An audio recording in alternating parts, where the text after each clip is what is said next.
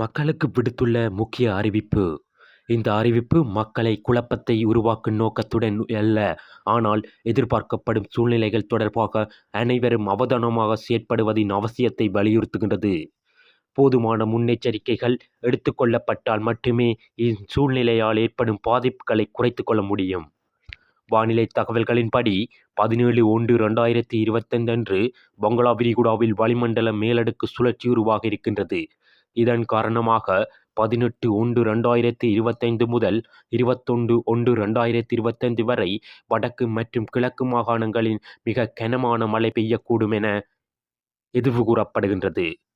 முக்கிய தகவல்கள்: மிக கனமழை, குறிப்பாக 18/1/2025 முதல் 21/1/2025 வரை வடக்கு மற்றும் கிழக்கு மாகாணங்களில் கனமழை எதிர்பார்க்கப்படுகின்றது.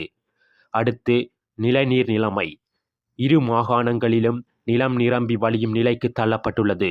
குறிப்பாக முக்கிய குளங்கள் மற்றும் அணைகளாக கிழக்கு மாகாணத்தைச் சேர்ந்த சேனாநாயக்க சமுத்திரம், உன்னிச்சை, கந்தளாய், நவக்கிரி உள்ளிட்டவை நீர் நிறைந்துள்ளன. வடக்கு மாகாணம் இரணைமடு, வவுனிக்குளம், முத்தையன்கட்டு உள்ளிட்டவை நீரை வெளியேற்றுகின்றன.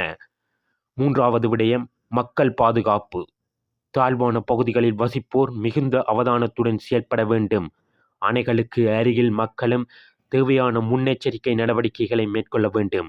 நான்காவது விடயம் விவசாயிகளின் கவனத்திற்கு. 16/1/2025 மற்றும் 17/1/2025 ஆகிய நாட்களில் மழை குறைவாக இருக்கும். இதனை பயன்படுத்தி அறுவடை செயற்பாடுகளை முடிக்கவும்.